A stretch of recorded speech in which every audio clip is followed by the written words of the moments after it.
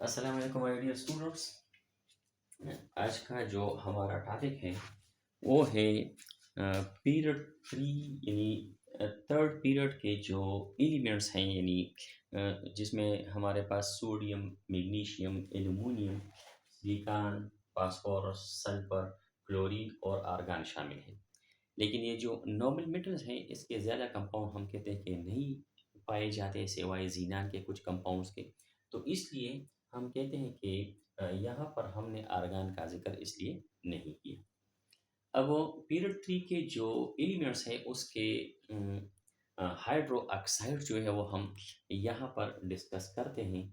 अगर ये हाइड्रोक्साइड इसमें मौजूद है तो आया ये हाइड्रोक्साइड होने के बावजूद भी आया ये बेसिक होते हैं या कि कुछ कंपाउंड्स में ये हाइड्रोक्साइड होने के बावजूद भी वो एसिडिक होते हैं।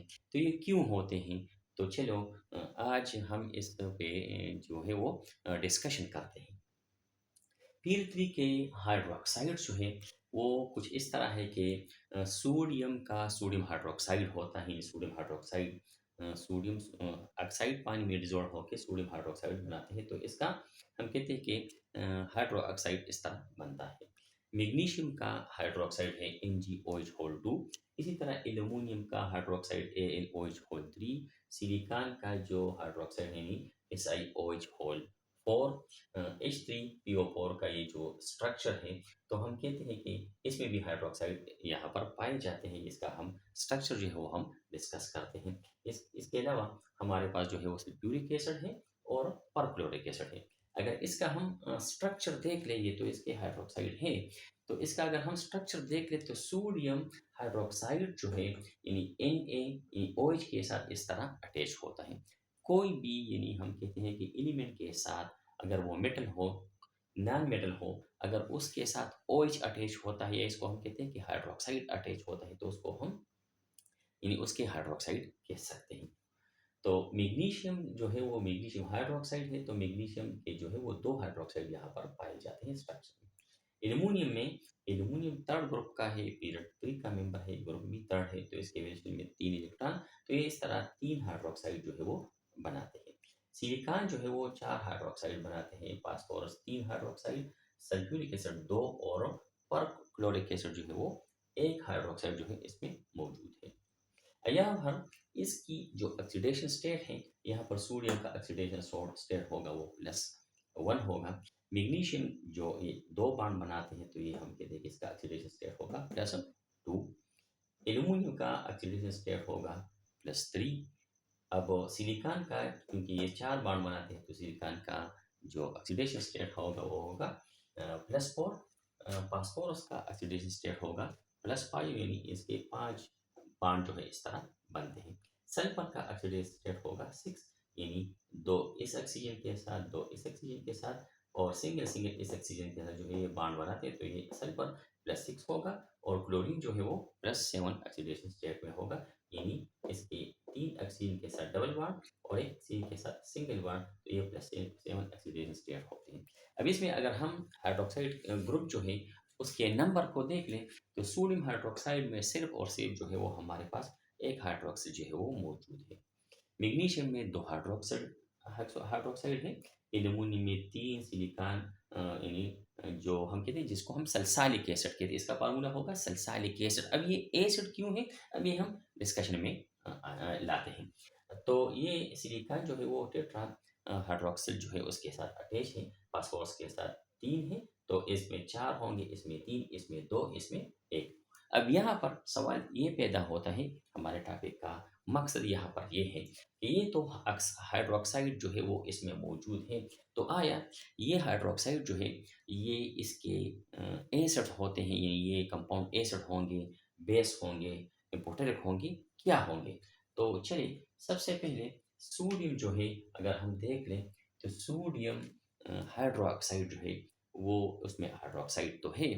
तो यहाँ पर हम हाइड्रोक्साइड की अगर हम बात कर लें तो अगर अगर हाइड्रोक्साइड जो है उसकी कनेक्टिविटी मेटल के साथ होता है, मिसाल के तौर पर हमारे पास सोडियम है, मैग्नीशियम है, एल्यूमिनियम भी है, लेकिन सोडियम और मैग्नीशियम ये स्ट्रांग मेटल्स होते हैं। तो जब स्ट्रांग मेटल होते हैं तो ये सोडियम हाइड्रोक्साइड और मैग्नीशियम हाइड्रोक्साइड, अगर हम ये पानी में डिसॉल्व करते हैं, मिसाल के तौर पर अगर हम सोडियम हाइड्रोक्साइड यहाँ पर लिखते हैं और इसको हम पानी में डिसॉल्व करते हैं, तो ये हमारे पास सोडियम आयन में और हाइड्रोक्साइड आयन में बढ़ जाता है। और यही हाइड्रोक्साइड आयन जो है आगे जाकर कोई भी एसिड का जो हम कहते हैं कि उसका जो पॉजिटिव चार्ज हाइड्रोजन आयन होगा तो उसके साथ मिलकर ये पानी बनाता है। तो हम कहते हैं कि ये सोडियम हाइड्रोक्साइड हाइड्रोक्साइड होने के बावजूद ये हम कहते हैं कि हाइड्रोक्साइड ये इसके साथ मौजूद है, तो ये हाइड्रोक्साइड एज अ होल इससे रिमूव होता है।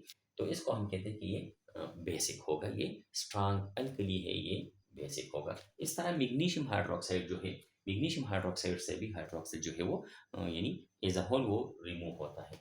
इसी तरह अगर हम मैग्नीशियम हाइड्रोक्साइड देख लें, तो मैग्नीशियम हाइड्रोक्साइड भी अगर हम पानी में इसको डिसॉल्व करते हैं तो मैग्नीशियम आयन में और दो हाइड्रोक्साइड जो है वो आयन में यानी ये बढ़ जाते हैं। तो ये हम कहते हैं कि ये हाइड्रोक्साइड आयन जो है ये देते हैं, तो ये होते हैं यानी ये बेसिक होते हैं।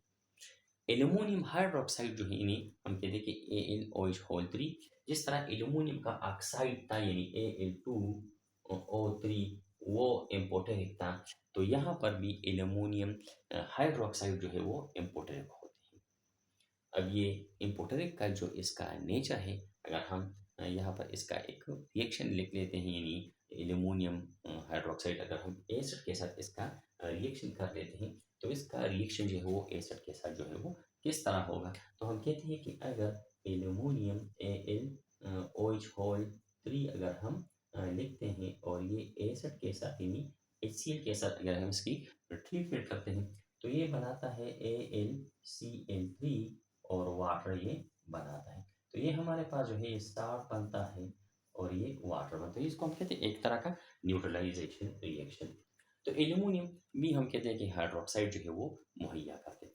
लेकिन यहाँ पर अगर हम सिलिकॉन के साथ जो टेट्रा हाइड्रोक्साइड है, तो यहाँ पर ये सिलिकॉन जो है ये तमाम जो इसके ये ओइच होते हैं, ये तमाम ओइच जो है वो ये रिमूव नहीं करते, बल्कि ये सिलिकॉन जो है ये अमूमन सिलिकॉन के जो ये हाइड्रोक्साइड है इस तरह, तो हम कहते हैं कि ये हाइड्रोक्साइड ये as a whole hydroxide remove नहीं करता, बल्कि ये अमूमन ये हाइड्रोजन को प्रोवाइड करता है। क्योंकि अगर दो एलिमेंट की दरमियान इलेक्ट्रोनेगेटिविटी डिफरेंस ज़्यादा होते हैं, तो हम कहते हैं कि वो हाइड्रोक्साइड वो आसानी से रिमूव हो सकता है। अगर सोडियम देख ले, मैग्नीशियम देख ले, एल्यूमिनियम देख ले, तो ऑक्सीजन और एल्यूमिनियम के दरमियान, मैग्नीशियम और ऑक्सीजन के दरमियान और सोडियम और ऑक्सीजन के दरमियान जो इलेक्ट्रोनेगेटिविटी डिफरेंस है वो काफ़ी ज़्यादा है, तो OH as a whole remove होता है।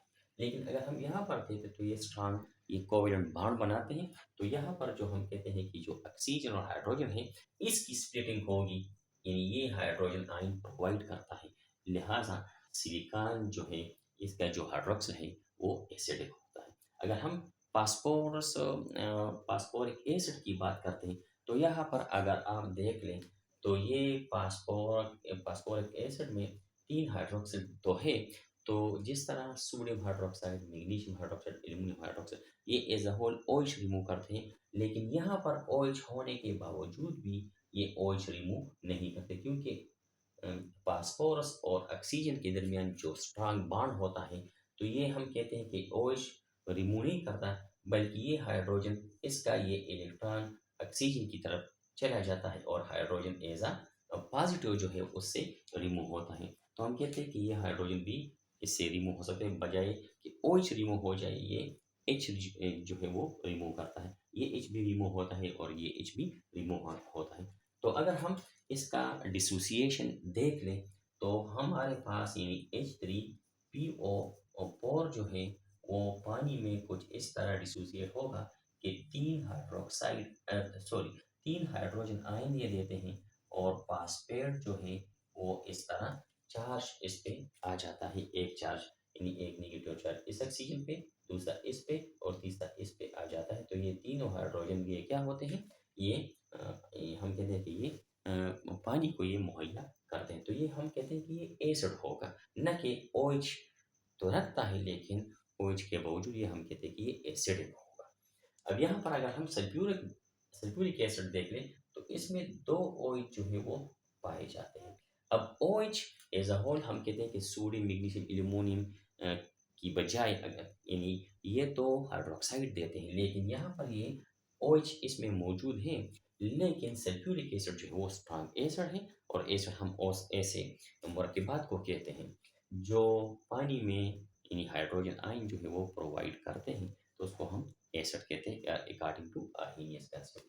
तो ये सल्फ्यूरिक एसिड ये OH की बजाय हम कहते हैं कि इससे हाइड्रोजन जो है वो निकलता है, तो ये हाइड्रोजन इस ऑक्सीजन को इलेक्ट्रॉन देता है, और ये एज अ पॉजिटिव रिमूव होगा, और ये हाइड्रोजन इस ऑक्सीजन को इलेक्ट्रॉन प्रोवाइड करता है, तो ये एज अ जो है वो हम कहते हैं कि अगर हम सल्फ्यूरिक एसिड को इस तरह लिख लें, इसमें हम ये पानी में इसको डिजोल्व कर लेते हैं, तो हमारे पास 2 हाइड्रोजन आयन और सल्फेट जो है वो इस तरह हमारे पास आ जाते हैं, तो ये एसिडिक होता है। अब यहाँ पर परक्लोरिक एसिड इसका अगर हम स्ट्रक्चर देख लें, तो परक्लोरिक एसिड में परक्लोरिक एसिड का जो स्ट्रक्चर होता है वो क्लोरीन 3 ऑक्सीजन के साथ डबल बॉन्ड पे अटैच होगा, लेकिन एक ऑक्सीजन के साथ सिंगल बॉन्ड पे होगा। तो यहाँ पर क्लोरीन की जो ऑक्सीडेशन स्टेट है वो +7 है, यानी +7 7 बॉन्ड बनाते हैं, और हाइड्रोक्सिल ग्रुप इसमें एक होगा। अब ये हाइड्रोक्सिल ग्रुप जो है हम कहते हैं कि ये हाइड्रोजन जो है ये ऑक्सीजन को इलेक्ट्रॉन प्रोवाइड करता है, तो ये हम कहते हैं कि इस पे नेगेटिव चार्ज, इस पे पॉजिटिव। अगर इसकी डिसोसिएशन हम कर लें, तो HClO4 ये भी बहुत ज़्यादा स्ट्रॉन्ग एसिड है, तो हाइड्रोजन आयन, और दूसरा जो है वो ClO4 ये क्लोराइड आयन बनता है। अब ये जो नेगेटिव चार्ज है, ये हम कहते हैं कि इसका जो रेजोनेटिंग स्ट्रक्चर होता है, जो क्लोराइड आयन होगा उसके 4 रेजोनेटिंग स्ट्रक्चर बनते हैं, और जितने भी हम कहते हैं कि रेजोनेटिंग स्ट्रक्चर जो कंजुगेट बेस होता है, जिसकी जितनी भी यानी रेजोनेटिंग स्ट्रक्चर बनते हैं, तो उसी तरह हम कहते हैं कि वो कंजुगेट बेस जो है वो ज़्यादा स्टेबल होगा, हाइड्रोजन को दोबारा अपनी पकड़ में नहीं लाता, तो लिहाजा वो हाइड्रोजन आयन को ज़्यादा छोड़ने की सलाहियत रखता है, वो स्टेबल रह जाता है। तो हम कहते हैं कि ये क्या होंगे, ये एसिड होंगे। तो उम्मीद है ये लेक्चर जो है ये आपको जो है वो खूब समझ में आया होगा।